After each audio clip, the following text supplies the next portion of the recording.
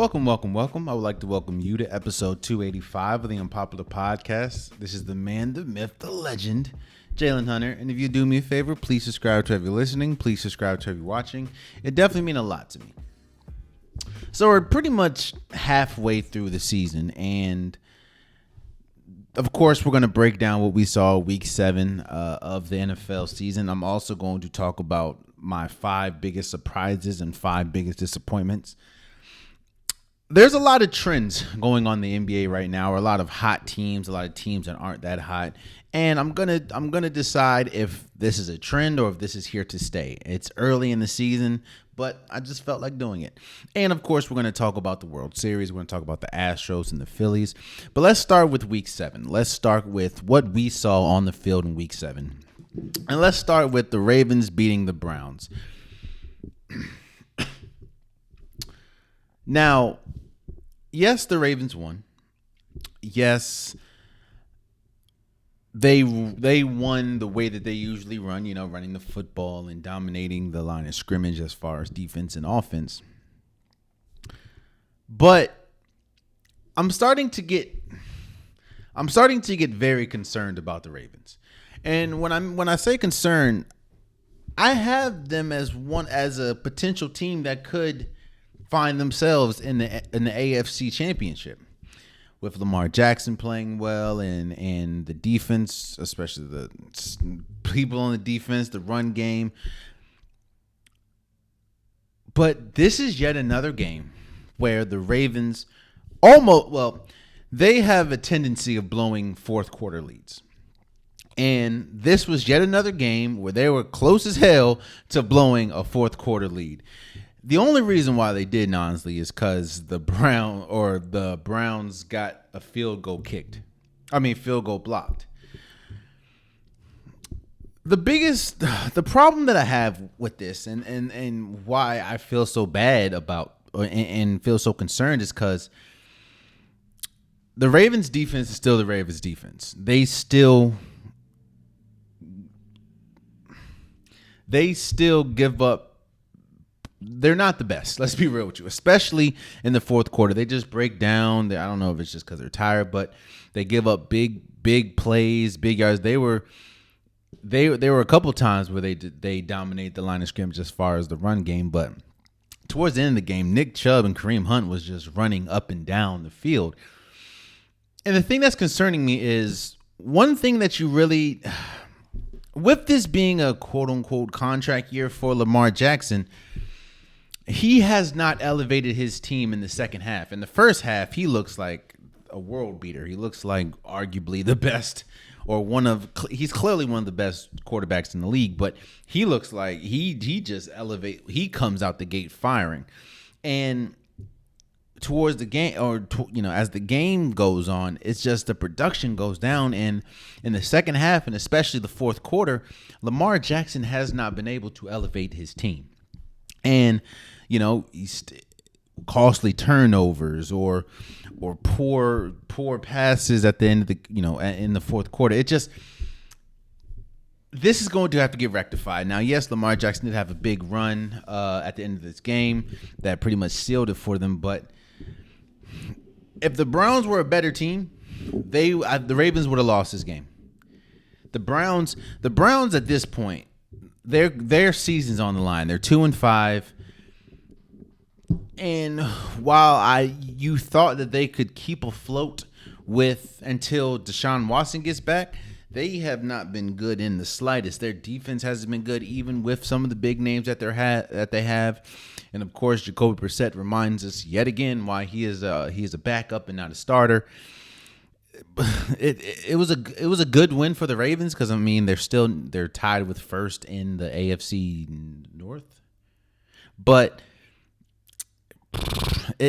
this is concerning because again, the Ravens honestly could be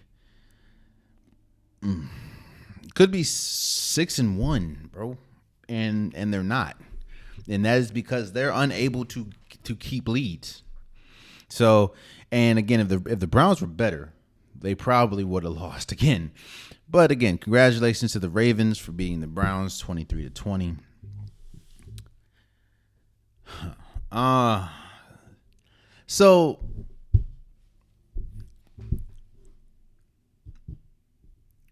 when we talk about how do I address this?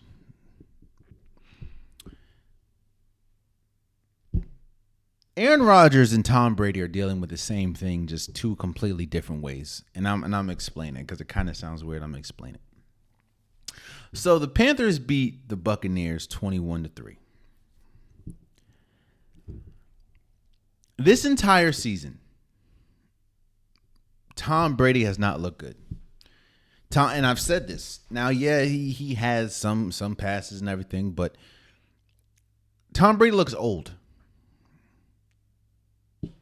That's Tom Brady looks old. And this team, which the Buccaneers, especially the offense, is built around Tom Brady. You have Chris Godwin. You have Mike Evans. They got Julio Jones. They got Leonard Fournette.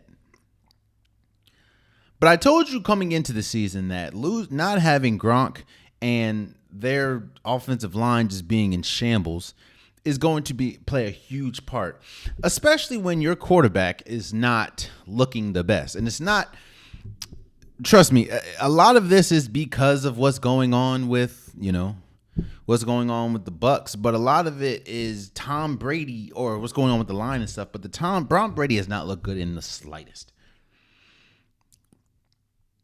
And it's like a trickle down effect. Tom Brady hasn't looked good. The offensive line hasn't looked good. The wide receivers really haven't looked good. I mean, Chris Godwin hasn't looked right since coming back from the injury.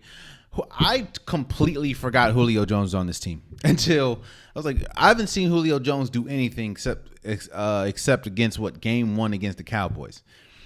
Leonard Fournette, they haven't really been able to run the ball, and then the defense has just been getting shredded, and that's where I think the problem is, and that's why I don't think he's going to get fired or anything, but that's one of the biggest concerns I have with Todd Bowles keeping his job. Again, I don't think he's going to get fired after 1 year, but Todd Bowles is a defensive-minded coach, and the defense has been terrible. And you have some big names, Devin White, Levante David, what's his name, VFA. Like, you have some good pieces, Shaq Barrett, and the defense has been god awful. So a lot of this is a trickle down effect.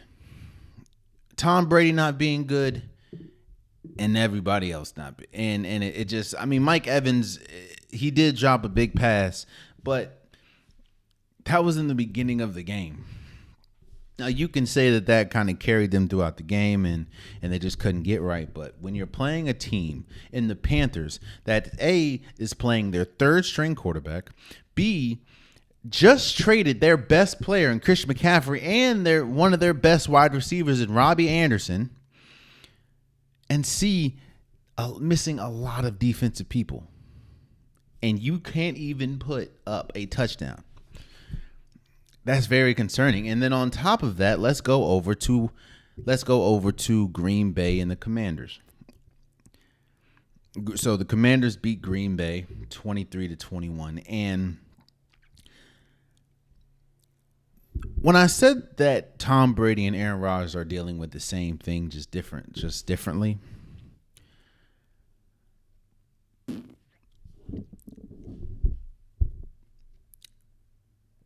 One thing that we know about greatness, and I talked about this last episode, is there are times when you have to be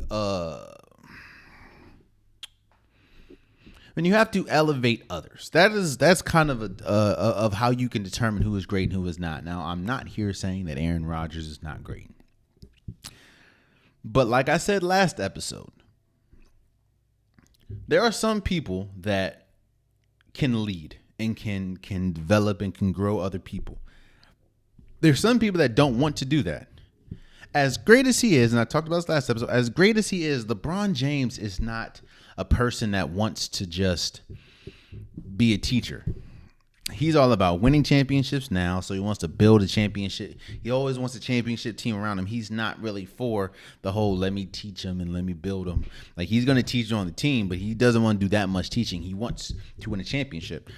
Aaron Rodgers, and I said this last episode, and I mean it more now than ever.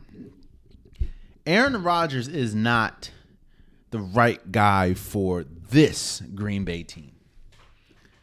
Now, I know that sounds blasphemous. I know it does, but hear me out. This Green Bay team needs somebody that can take the wide receivers under their wing and take the young players under their wing and build them up and have patience with them. That is not Aaron Rodgers in the slightest. And it's when you look at what we saw Sunday, Washington doesn't have a good secondary at all.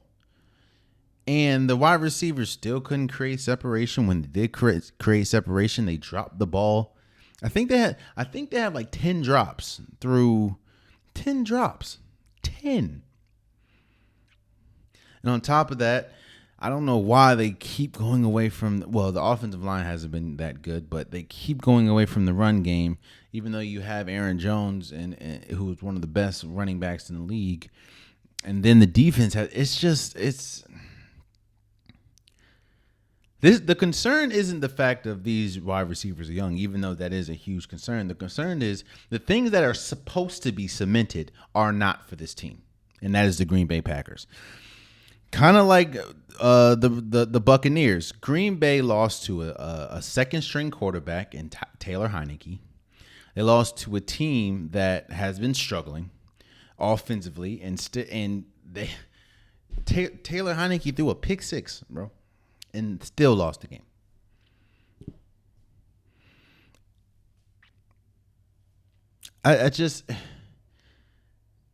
A lot of people had Green Bay, including myself, I think, had Green Bay at least representing the NFC in the Super Bowl.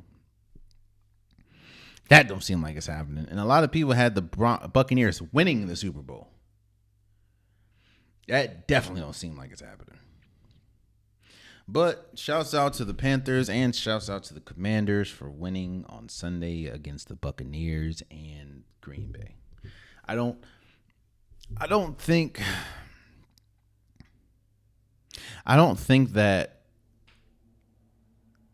think it's late in the season. I know it's only week 7, but I think it's late in the season to really expect major changes from the Bucs and from Green Bay.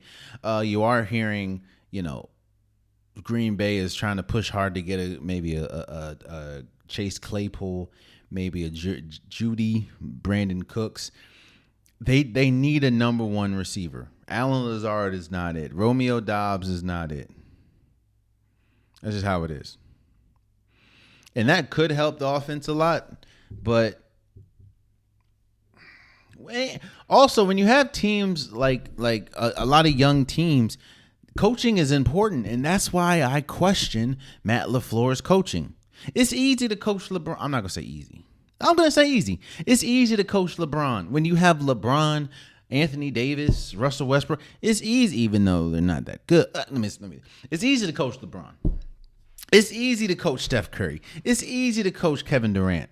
It's easy to coach Giannis. It's easy to coach some of these great players. It's easy to coach Aaron Rodgers because it's Aaron Rodgers. Yeah, you might have to deal with, some subliminals or whatever, but you still have Aaron Rodgers. I'm almost sure it's a lot easier coaching. Let me see. It's a lot easier coaching Josh Allen and Patrick Mahomes than it is coaching Carson Wentz and Davis Mills. All I'm saying is we keep talking about his record, Matt LaFleur's record and his success, but what is he doing when you need him? When you have a young team, when things are not working, when you have your quarterback mouthing, "What the F are we doing?" What are you drawing up? And it seems like you're not drawing up much. I know it seems like I'm harsh on Matt LaFleur, but bruh, what have we seen outside of What have we seen from Matt LaFleur that makes it seem like he's a good coach?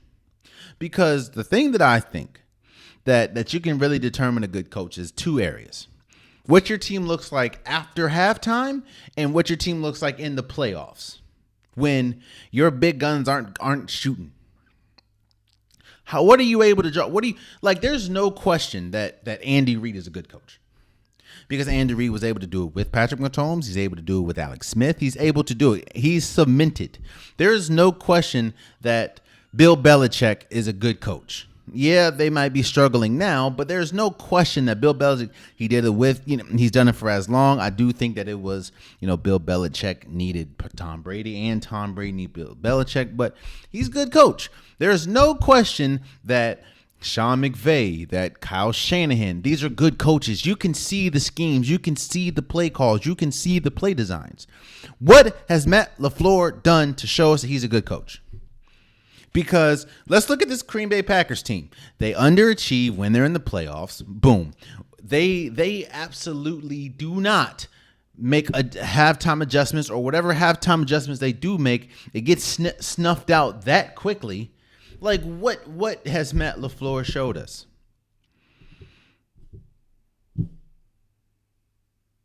I don't know, man. Might be a little too harsh. I don't know, but I just don't think it's hard. I'm not wishing upon anyone's job or anything, but I haven't seen anything to make me think, yeah, Matt LaFleur is a good coach outside of, you're coaching Aaron Rodgers. So move forward. The Bengals destroyed the Falcons.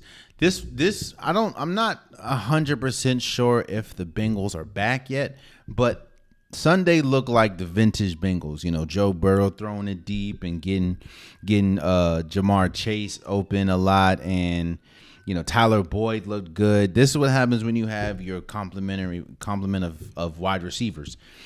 Again, I'm not 100% sure if they're back yet because it is the Falcons, and even though the Falcons are 3-4 now, they still struggle defensively, and But I'm not going to take away from the win. Joe Burrow looked good. Jamar Chase looked good. The Bengals looked good. So, shouts out to the Bengals.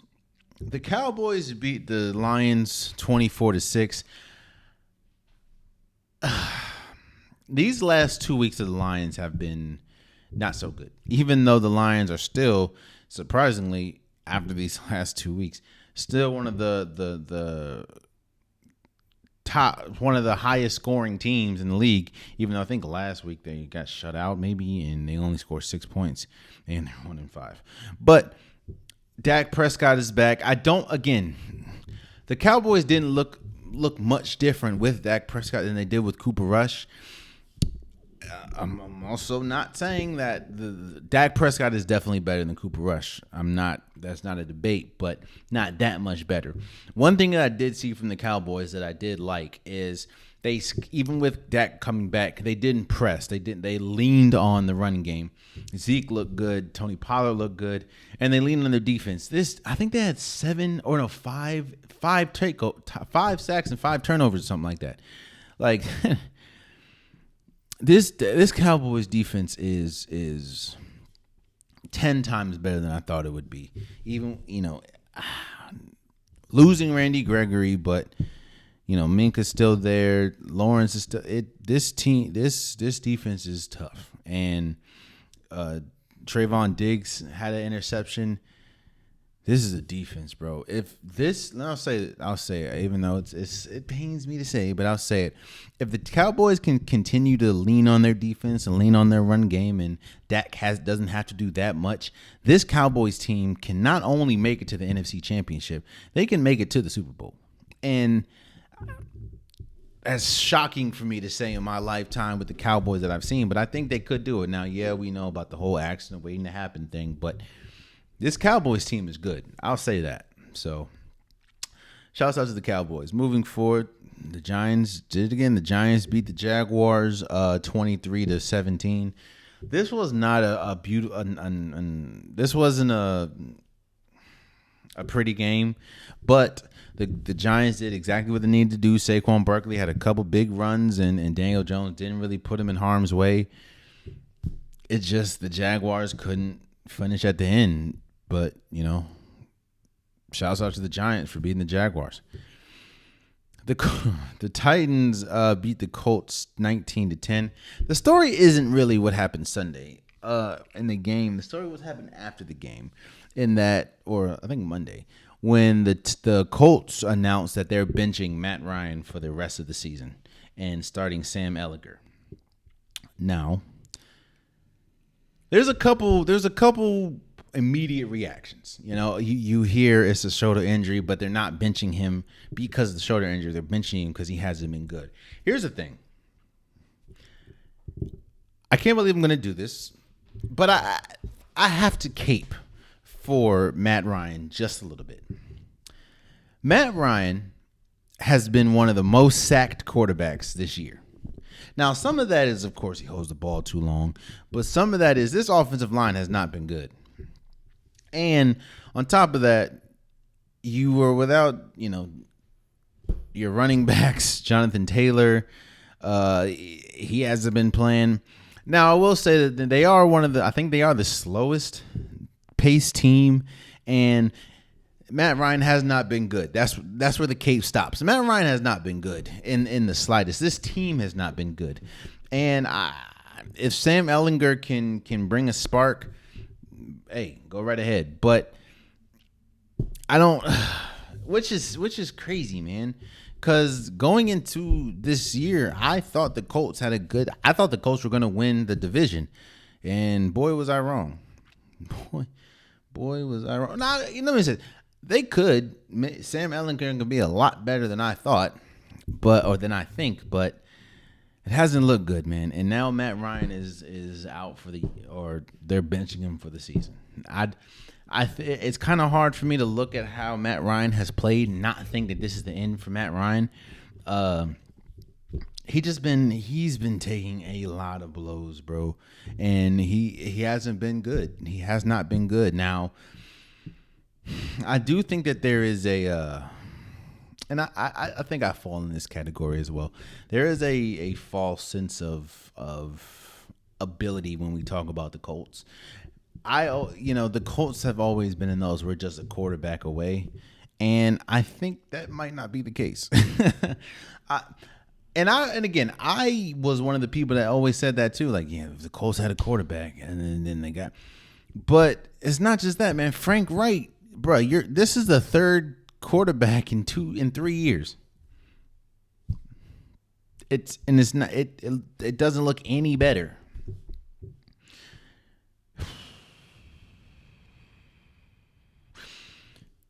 And again, man, the offensive line is not that good. Even though you have Quentin Nelson, Jonathan Taylor, I don't know, bro. I don't know.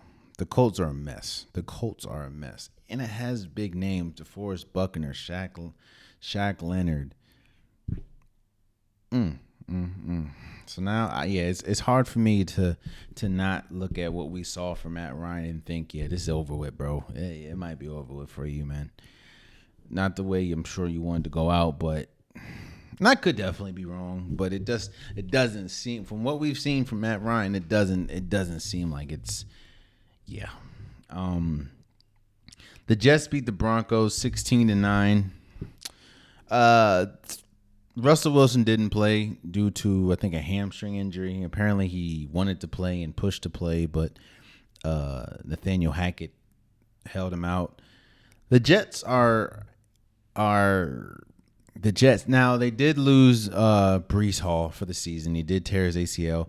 They also lost their offensive lineman. I think, I'm going to look his name up. But they lost their offensive lineman, unfortunately, to the season as well. And that's a huge blow, man. Everyone, a lot of times they say that Elijah Vera Tucker. I apologize. I knew your name. Elijah Vera Tucker and Breece Hall are both out for the season. A lot of times people say, and this has been traditional. Traditionally, it's been, you're only as good as your quarterback. Like if the Kansas City Chiefs lost, Patrick Mahomes is over with. If the Ravens lost, Lamar Jackson is over with. If the Bills lost, Josh Allen is over with. Even how good that team is, that's how important those people are. But there are some teams that if you lose another player, if you lose a wide receiver, i.e. when DeAndre Hopkins went out against or went out for Arizona, it was over with. Jonathan Taylor, the Colts ain't been the same. If Derrick Henry was lost for the Titans, it's over with. Breece Hall had that same impact for the Jets. Now, I'm not going to say it's over with, but it is a massive blow. I will say this. I will not be surprised if they start losing a lot more games because, hell, Breece Hall was my offensive rookie of the year. He was the driving force for this Jets team offensively. Now, yes, you have some really young pieces on the, in the wide receiver core. You have Zach Wilson, but this team, especially offensively, was driven by Breece Hall. Even though he is a rookie, this is a huge blow, and this is a blow that's is in my opinion detriment. Like, this is going to change the complexion of this team. I don't think they're going to just start losing all of a sudden, but this is going to be huge. And yes, I know you have Sauce Gardner and Quentin Nelson and everything, but or Quentin Williams. I'm sorry, but hell, again, Breece Hall was my offensive rookie year. That's how important he is to this team, and losing him for the season and losing Vera Tucker, who is a really good offensive lineman, one of their best offensive linemen, if not their best offensive lineman, it's going to be huge, man. It's going to be huge. It's going to be tough. But I pray for a speedy recovery for Vera Tucker and for Breece Hall. And I'm interested to see how this. I know that the Jets did trade for James Robinson from the Jaguars, so that's going to be pretty big. But again, and James Robinson is a good player. I do want to see what happens with this offensive line with Vera Tucker being out, but James Robinson is a good player. He may not have been, I don't know if it was because of Travis Etienne, but this year he hasn't had the same production as the last last year. And I want to see what he looks like with his Jets offense, because I do think that Breece Hall was kind of more of a burly running back. And while James Robinson is kind of that, he's more speedster. But again, we have to see moving forward. I just think that losing someone as impactful as Breece Hall is huge. So, but it was also huge getting James Robinson. Let me not just walk past that. So, the Raiders beat the Texans 38-20. The Texans are a bad team. The Raiders aren't that good either. We'll talk about them a little later, but the Texans are a bad team. The Texans are not good. They're a bad team. It's a lot more than just how it's a bad team. And the Raiders, they got a much needed win. They're 2-4 now, but I wasn't impressed by either one of I wasn't really impressed by the Raiders, even though they did win by 18. It looked a lot harder than it was supposed to be, in my opinion. So, the Seahawks beat the Chargers 37-23. This is why it's hard, in my opinion, to put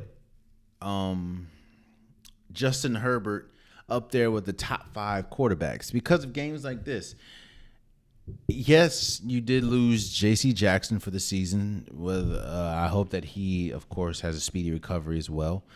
But, and I understand that this team is riddled with injuries. It is riddled from the defensive side of the ball even to the offense. Mike Williams, I think he has a high ankle sprain now.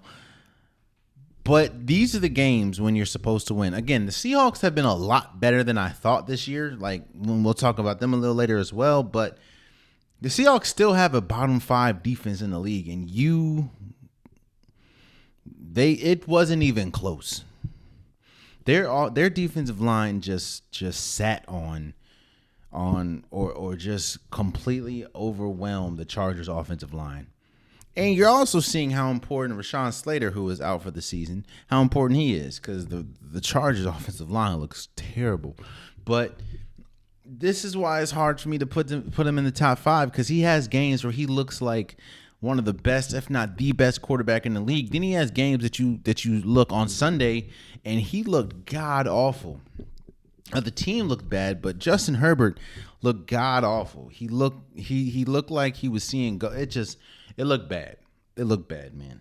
It's just the consistency needs to be there. If the consistency is there, those are one of those games where you have to elevate, like last year. Last year when Aaron Rodgers didn't have a lot of his play, I think a lot of his team was injured, and they had to go up against the Cardinals,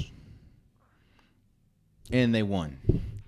That's one of those games that you have to win that, man. But you didn't. So, shouts out to the Seahawks. Again, the Seahawks have been a lot better this year than I expected them to be, honestly. It's crazy. Moving forward, the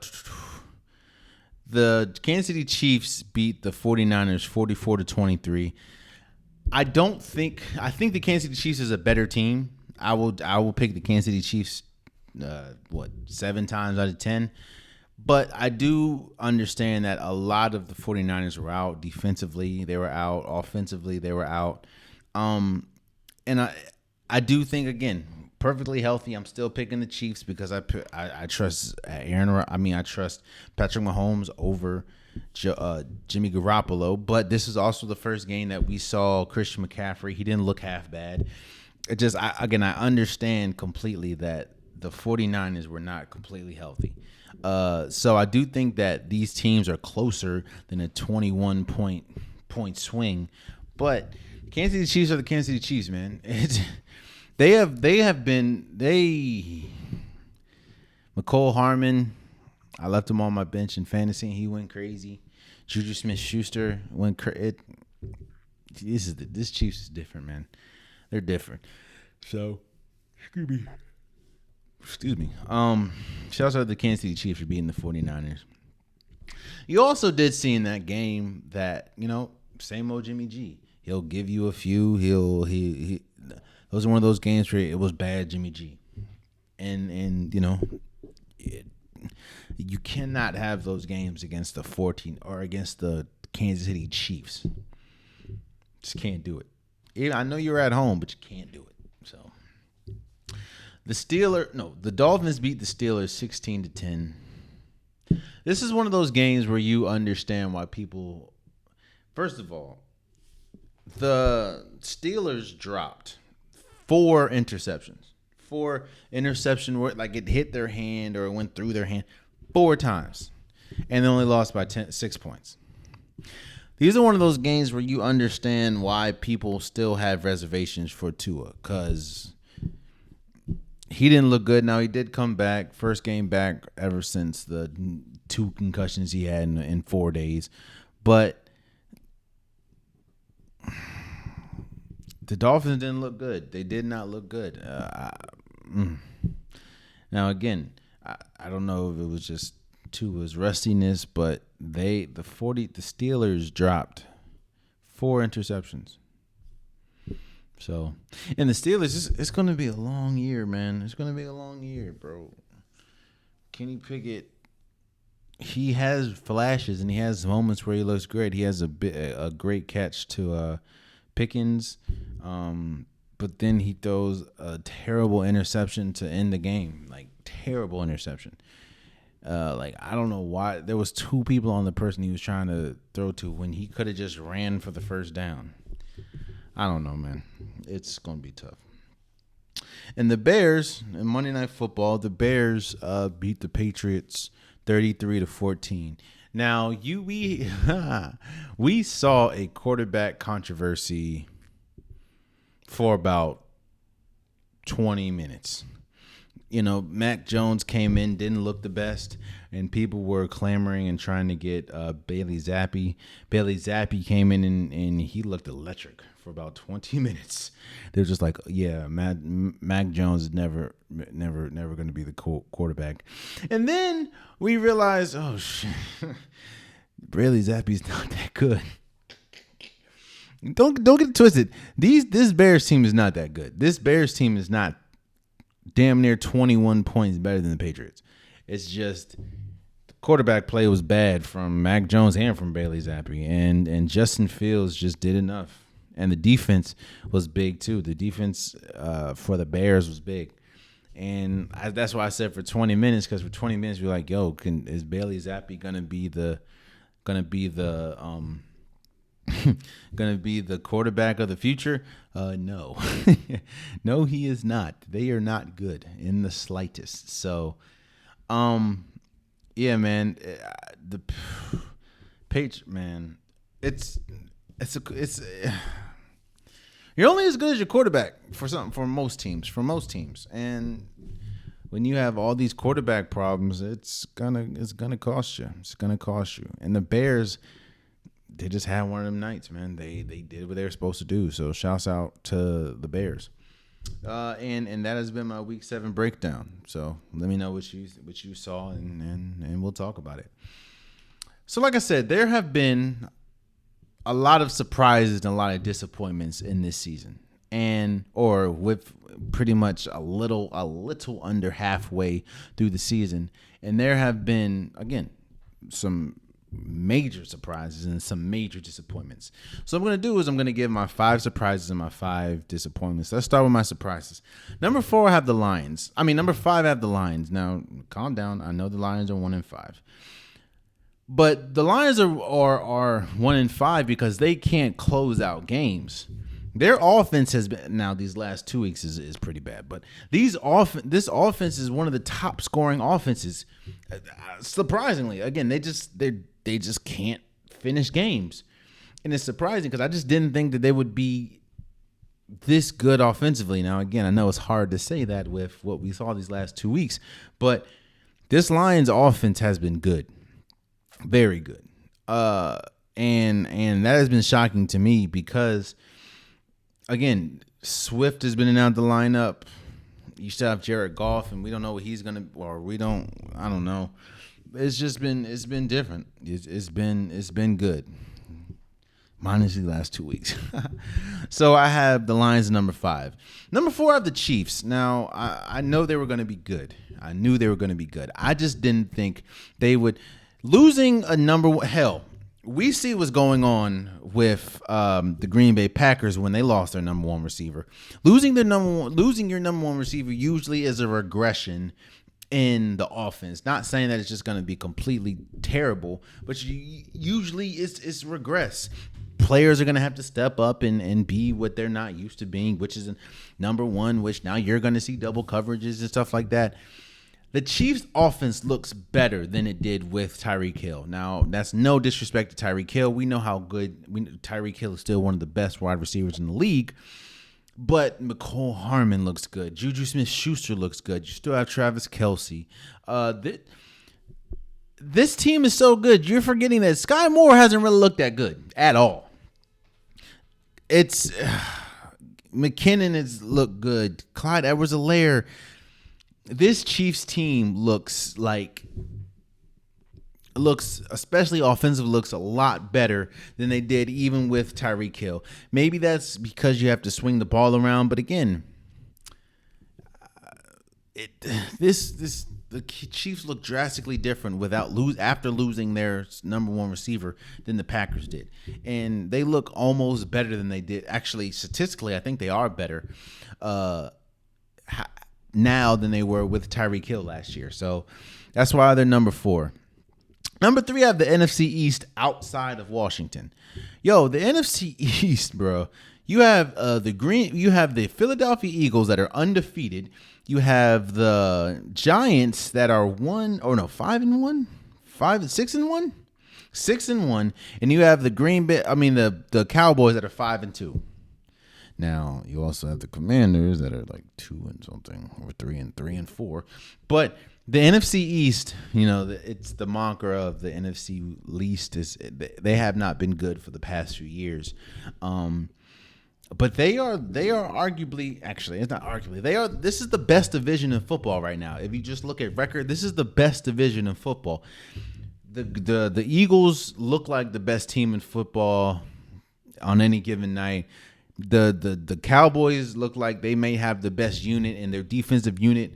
And the Giants are 6-1. Like, there's ain't nothing you could talk about. Like this, the NFC East now, yes, we still have the Commanders, but the NFC East has been shocking to me, especially when going into the season, there was huge question marks with this Cowboys team and what would they look like after losing, a lot of their offensive line after losing, Amari Cooper. What would this Eagles team look like? Can Jalen Hurts carry this team? Can Jalen Hurts lead with passing? How would the Giants look? I gave the Giants absolutely no faith when you have, Daniel Jones. You had a new coach in Brian Daboll, who at this moment, in my opinion, is the coach of the year.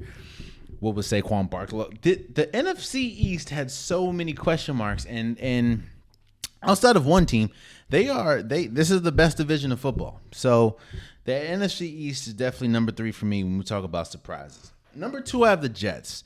Now, yes, I understand that losing Breece Hall is huge, losing Vera Tucker's huge, but nobody thought that this team was going to be 5-2. You know what it is? This is what happens when young players hit. We always say, it's a young team, it's a young team, it's a young team. The Jets are a very young team, but they're hitting.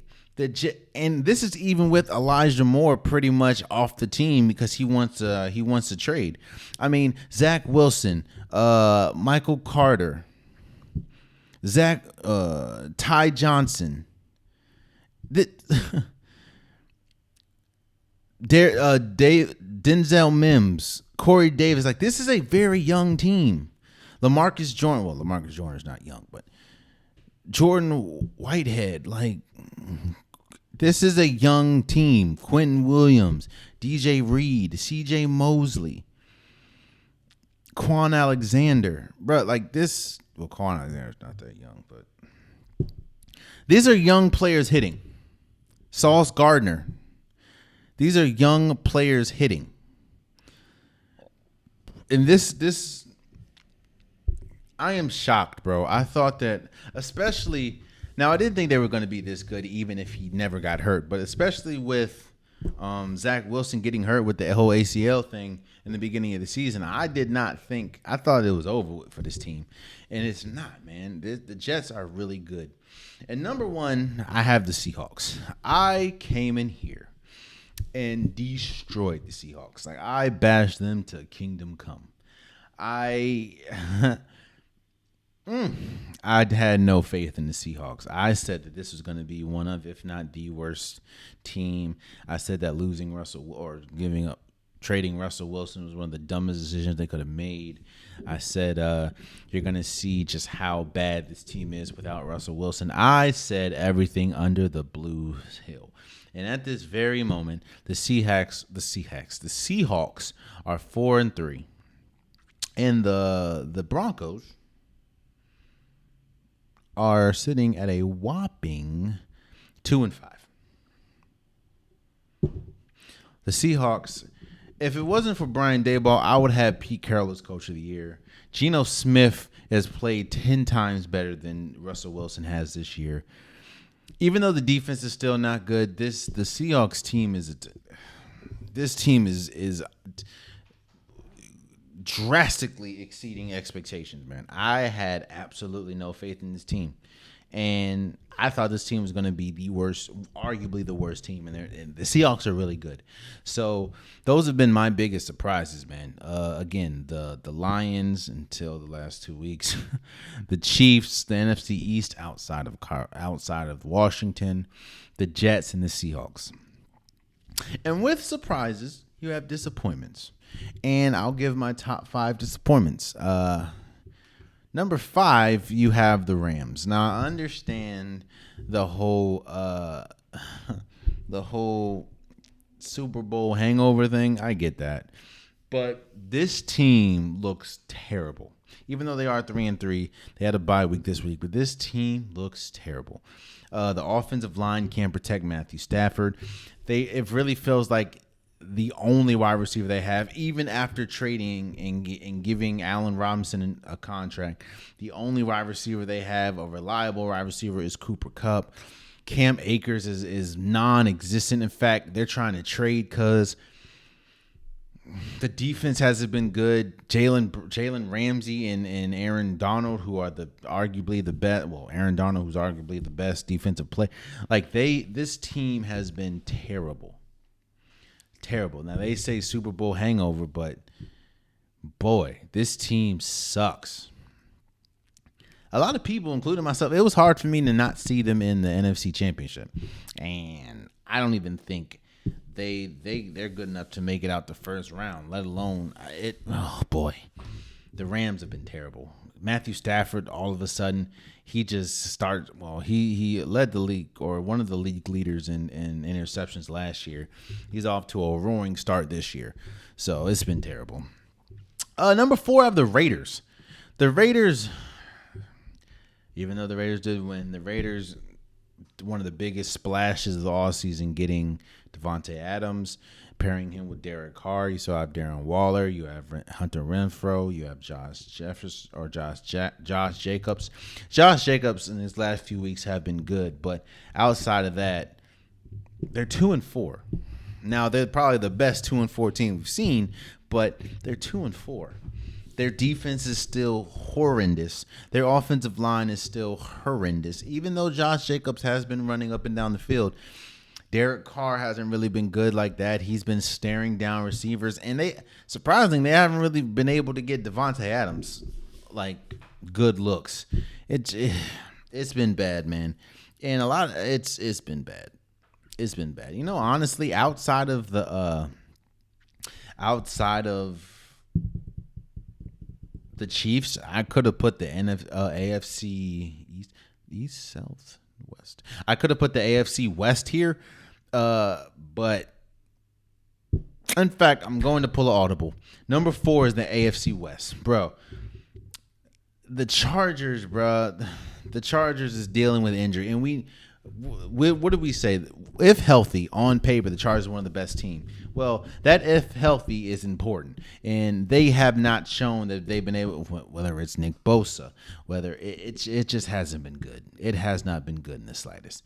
The Raiders, we just talked about the Raiders. They ain't been good neither, man. And I had the Broncos at number 1, but I'm going to put them in this category. The Broncos have been horrible. It's been so bad that they're already trying to give up Jared Judy. That's how bad it's been. It's been the whole Let's Ride campaign has come to a tremendous halt. It's just bad.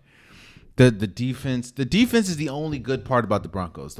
Everything on the offense, from the running game, losing Javonte Williams to the season, Melvin Gordon benching him, picking up Latavia.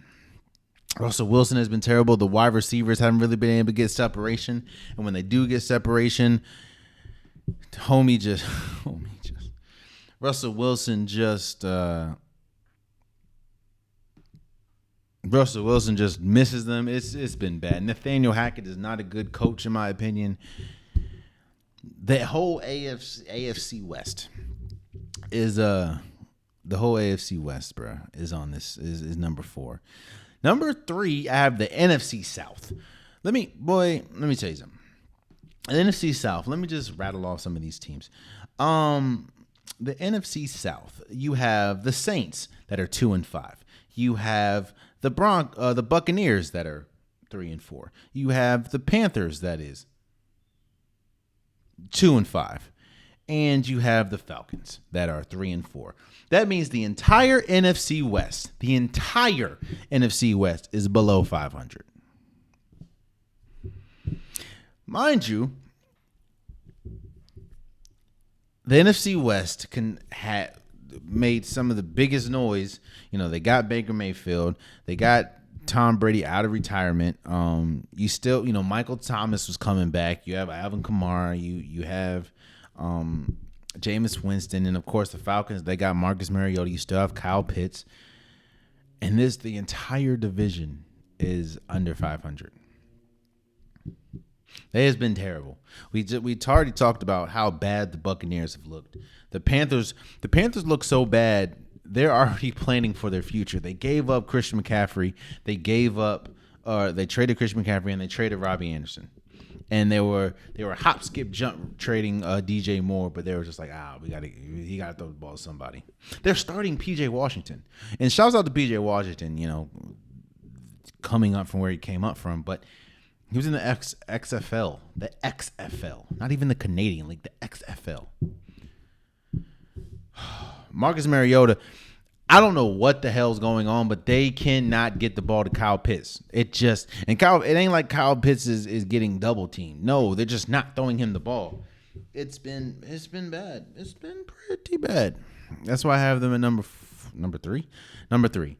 Number 2, I have Green Bay. Now it's not all right. So I knew coming in that it was going to be a struggle in the beginning, especially with Aaron Rodgers getting their wide receiver core together. But I didn't anticipate their run game not be good or their defense. Their defense, who I came in here and said that their defense is arguably one of, if not the best defense in the league. This was before the season. And now if you look today, their defense is horrible. Even with Zaire Alexander, even with the players that they have, this defense sucks.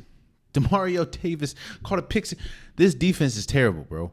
Or they've been terrible. There's not the only glimmer of hope that this Green Bay Packers team has right now is they still have Aaron Rodgers and they still have Aaron Jones. The wide receivers, Aaron Rodgers done with them. It's crazy, bro.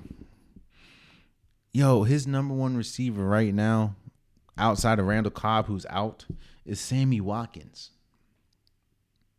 There's a lot of promise in Romeo Doubs, but right now he keeps dropping the ball. Same with Alan Lazard.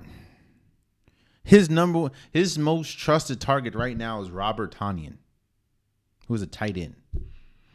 And it's not like a Travis Kelce, George Kittle tight end. He's just a regular tight end. No offense to Robert Tonyan.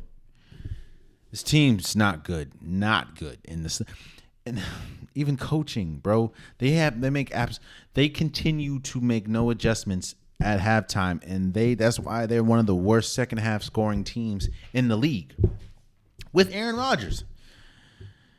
Who, by the way, and people keep saying, Aaron Rodgers washed. The same man that won the MVP last year for the second consecutive time. Yeah. And number 1, since I put the Broncos in the category with the AFC West. Number 1, I have the officiating. Not just the officiating / concussion protocol. Here's the thing. The officials have missed some blatant calls in multiple games, and it's been widely criticized. And you knew that after what we saw from Tua, that the concussion protocol was going to change, or they were going to be extra cautious. But they're at this point, it seems like they are overdoing it. If you even accidentally, like if you get up and you accidentally trip, you out for the game, i.e. Teddy Bridgewater.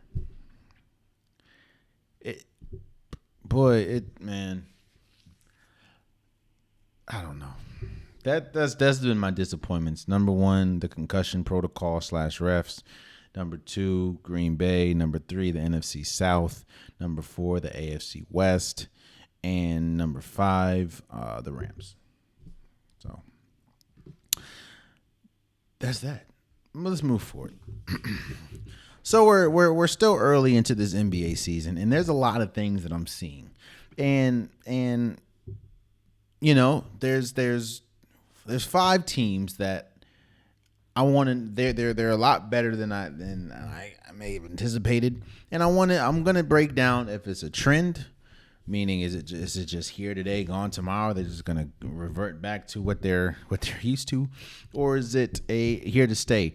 I'm gonna first talk about Portland. Currently, Portland is number 1 in the West. They are 6-0 or 4-0. I'm sorry, and they have.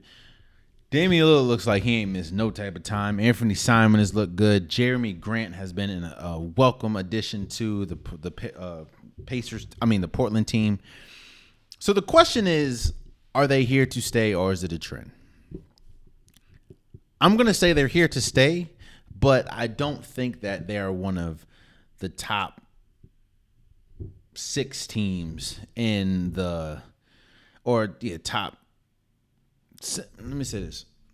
I do think they're probably one of the top 6 teams. I don't think they're good enough to be the number 1 team in the West. Damian Lillard is still Damian Lillard. He's fighting for that MVP at this point. Anthony Simon, he scored 22 in like the third quarter the other night. This team looks good. But the things that I question about Portland are still questions, i.e. their defense. I mean, you saw the Lakers game. The Lakers lost that game more than Portland won. Their defense still isn't that good, but Dame is Dame's on another level, and it always was, is there another person or can the entire team help? It was always Dame and CJ, and then it was just a very, very steep fall. Now you have Nurkic playing well, and Jeremy Grant's playing well. He hit the game winner against the Lakers. Anthony Simon's playing well. Like Josh Hart is playing some important minutes. I think they're here to stay. I just don't think that they're like good enough to remain the number 1 seed in the West. But Portland is here to stay with how good they are. They've been good. They've been good. So I think they're here to stay. Utah Jazz, they're definitely a trend. And it's not only right now they're 3-1 and they're 4th in the West. Right now, not only do I know it's a trend, I'm sure it's a trend because the Utah Jazz do not want to be this good. Danny Ainge does not want to be this good. You don't trade your whole freaking team, your best 2 players, pretty much. They're tanking for Victor. That's what they're doing. So they are not happy in the slightest management, higher ups are not happy in the slightest that they're 3-1 right now. So yeah, no, don't. That for sure is a trend. That is I know for sure because they don't want to be that good. Another team is the Spurs. The Spurs are currently 3rd in the West. The Spurs, where this is the same team with their head coach, Greg Popovich, said, yo, don't run to Vegas and vote for us to win the championship. This team's not that good, honestly. I'm shocked that they're 3-1, but yeah, Keldon Johnson, Josh Richardson, George Dieng, Joshua Primo's all right. Zach, yeah, this is not a good team. This is not a good team in the slightest. I think they're gonna Romeo Langford's on this team. I did not realize that. Trey Jones, yeah, no, this is not a good team. Watch, they're not. This team is currently 10th in points per game with 117, 19th in rebounds per game, 44, first in assists, 30 assists a game. You think that's going to last? In fact, let's go to Utah for a second. Utah is currently 4th in points per game, 7th in rebounds, 3rd in assists. You think it's going to last? Come on now. I'm curious to see what Portland is in defense. 9th in opponents' points per game. They're 9th in defense. Damn, they're 29th in assists per game though. But yeah, yeah. So I think that Portland is here to stay just because offensively they're okay, they're good. and players are stepping up. Utah and the Spurs for sure. Trends. Another team that on this list is the Charlotte Hornets. The Charlotte Hornets are currently 3rd in points per game, 12th in rebounds, 5th in assists. And this is all I don't think LaMelo Ball is I think he is probably playing. But I don't think this is I think this is more of a trend because we've seen this. We've seen them go on stretches and while they can make it to the wild card, they can make or the play in. They can make it to the playoffs probably, but I don't see it. This is a very young team as well. I mean, think about it. Let me just give you the ages of this team. 21, 22, 28, 24, 20, 24, 19, 24, 21, 27, 26, 32. Who was there? Gordon Hayward is 32. 20, 21, 32. Mason Plumlee's on this team?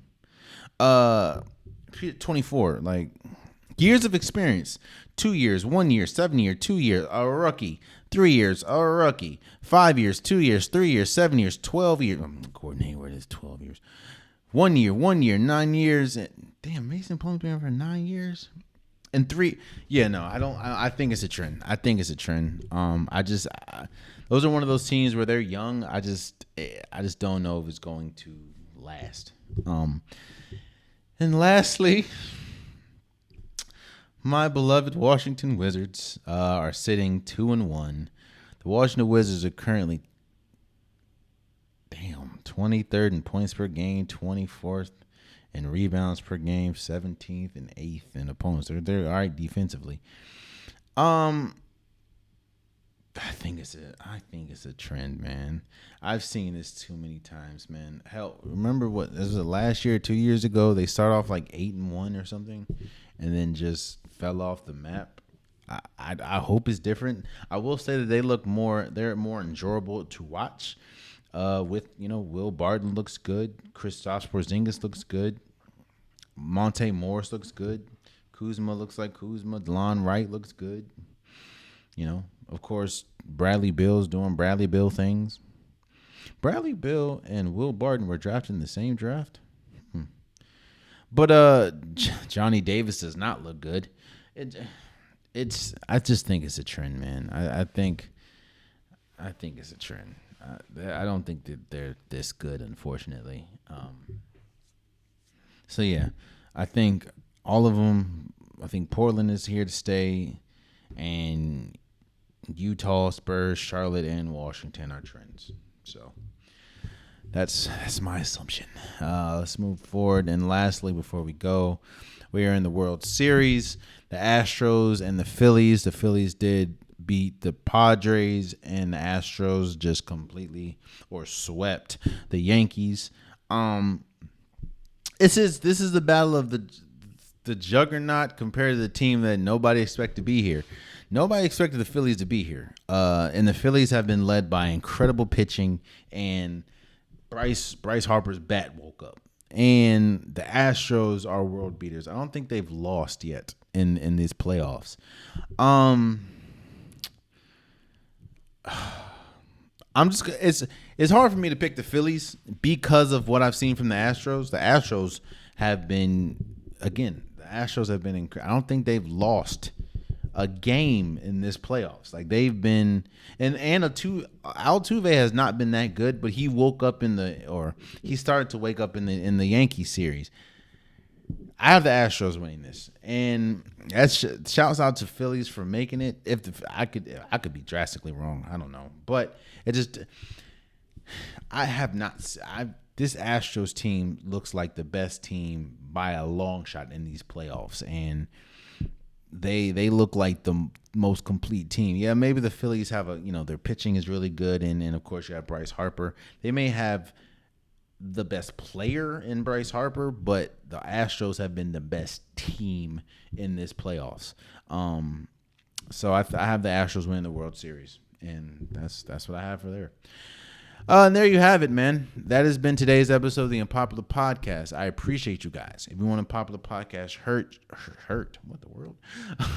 Unpopular Podcast shirt, hoodie, sweater, long sleeve, joggers, the link is in the description below. I have multiple different colors, multiple different designs. Get your Unpopular Podcast merch today. Also, please subscribe to if you're listening. Please subscribe to if you're watching. I'm trying to get the algorithms going. I'm trying to get more subscribers. I'm trying to get more listeners. And I can't do it without you guys. So any help counts. Tell a friend to tell a friend. And until next time, much love.